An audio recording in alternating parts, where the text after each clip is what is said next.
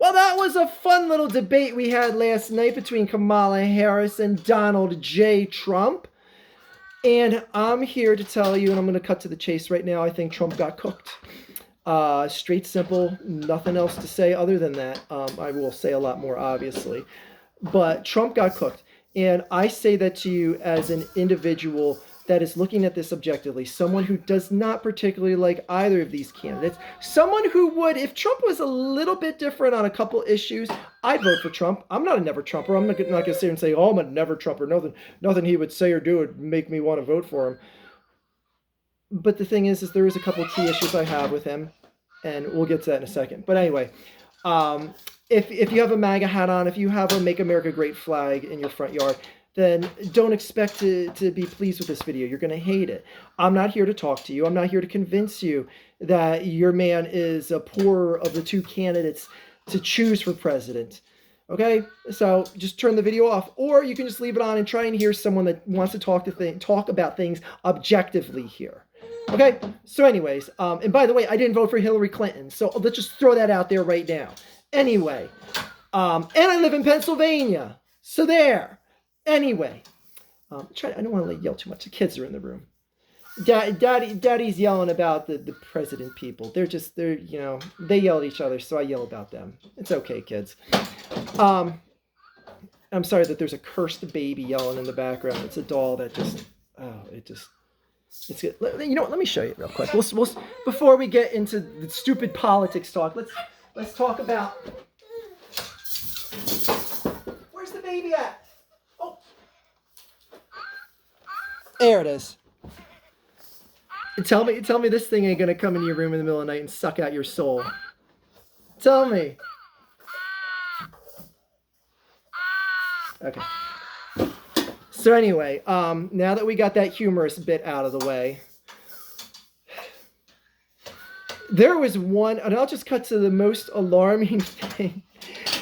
And David Muir kept hitting this point home, and David did a fantastic job last night of double checking things and saying like, no, what about this? What about this? What about this?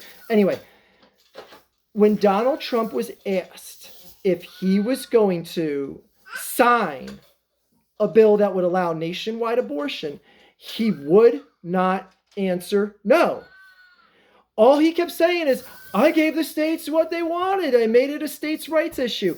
And as someone who wasn't screaming from the mountaintops about what a terrible thing that Roe v. Wade got overturned by the Supreme Court, I was actually one of the people that was for this decision that was made because they made it a states' rights issue. And it was because of Trump that this got made a states' rights issue, because the people that he put in the Supreme Court swayed the court's decision in a conservative favor, which is what you got at the end of the day here. I have no problem with that. I have no problem with that. If that offends you, I'm sorry, because I know abortion is an issue that offends people when people go on one side and not the other. I try not to sit on the fence with abortion and say that I am against abortion myself, and I am totally for it being a states' rights issue. Okay? So there. But Trump was asked, would you then sign, if you became president, a bill that now states that abortion should be illegal nationwide? Well, I don't need to worry about that. I made a states' rights issue. The problem solved. No. And then David would double check him on this. Say like, no, would you sign a bill? Yes or no? And he would not answer the question, which is the equivalent of saying, yes, he would sign a bill making abortion illegal. Now, I myself am against abortion. I myself personally am against abortion. But I can understand why people aren't against having abortion be illegal. I fully accept that. And I have no problem with it being a states' rights issue, because it allows for that possibility of getting an abortion to happen for those that do want it to be legal. I am fine with that. Trump wants to make it illegal. There's no doubt about it now in my mind.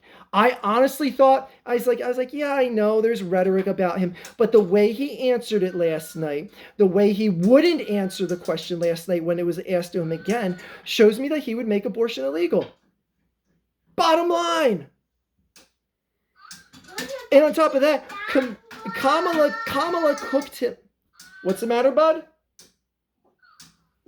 Oh, your stove broke?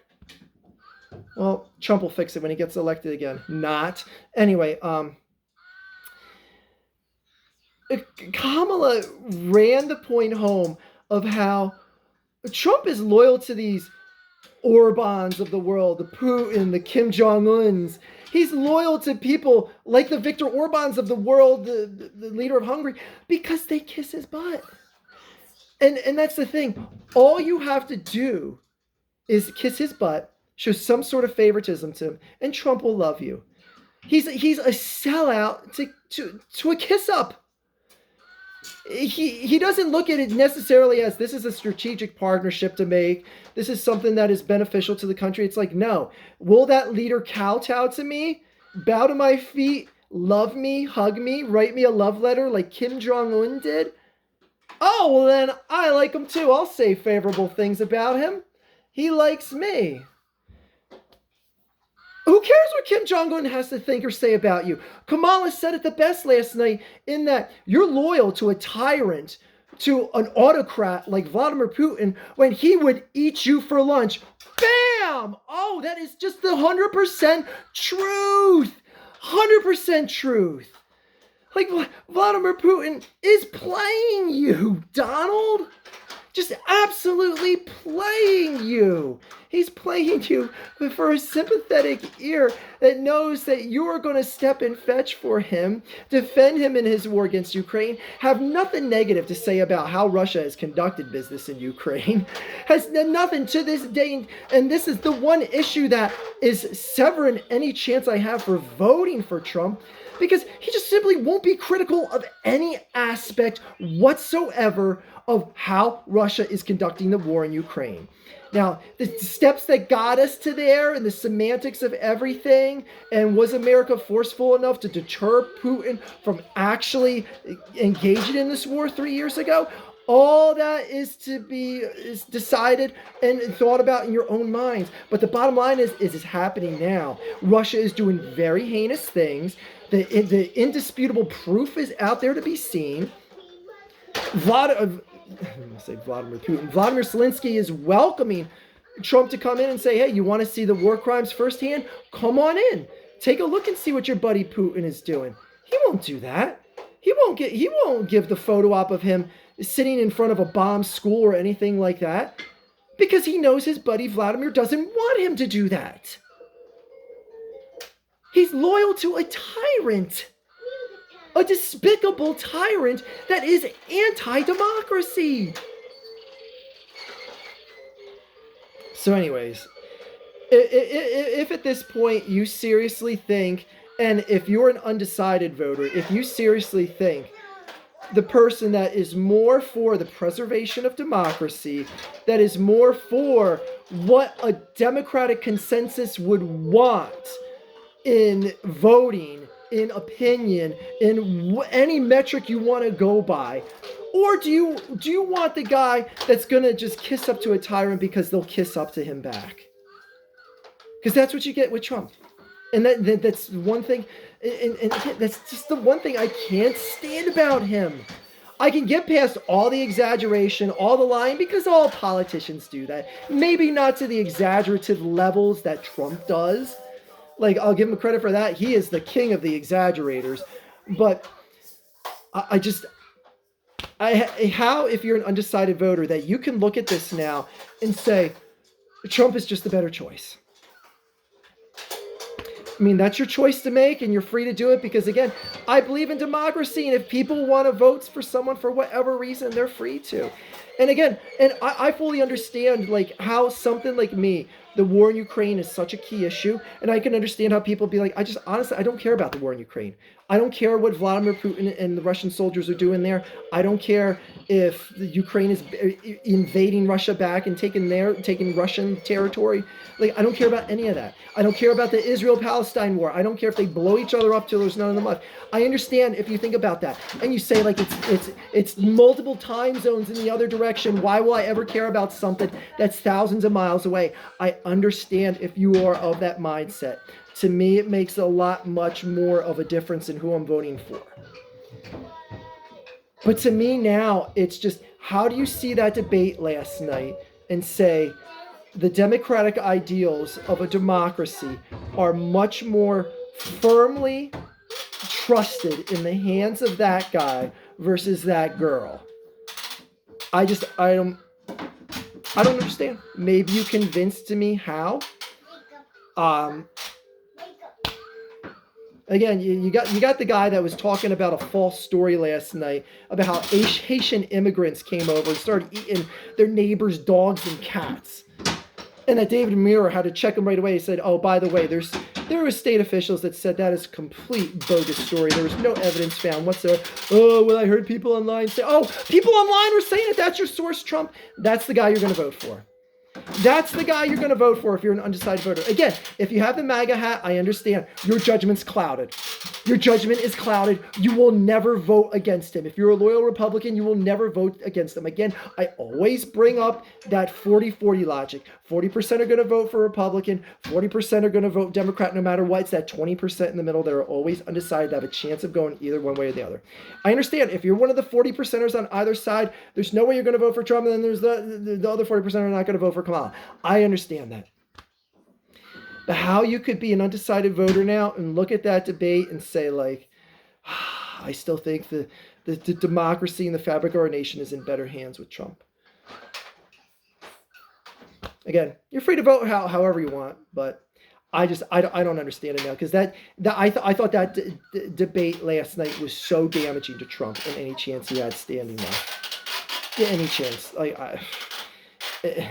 As if J.D. Vance wasn't damaging enough, I don't see how he survives this now. But again, the people will always just say, the 40% that are wearing the MAGA hats are going to say it's a fake election. It was fake numbers and they think this. But even though when polling was showed, when he was still running against Biden after the assassination attempt, that polling was just fine. It was all true and accurate. But now that Kamala came into the mix and the polling shows otherwise, that's fake. No. Fake numbers, fake news, fake numbers. They were true before when I was winning. No, but he's a sore loser who can't even concede that he lost the election to Joe Biden yet. He still can't concede that he lost. He's a sore loser, and he's a suck-up to a sycophant tyrant like Vladimir Putin and Kim Jong-un and Viktor Orban and anyone else that you want to name.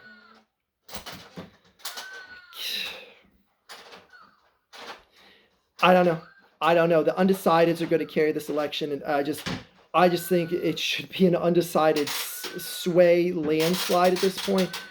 But who knows? Stranger things have happened, and it isn't exactly tomorrow that the election's happening. So if you were an undecided voter, because again, I don't care what you think if you were definitely already voting for Kamala Harris. I don't care what you think if you were definitely already voting for Donald Trump. If you are an undecided voter and you watched that debate last night, who do you honestly think came out looking better? That is all.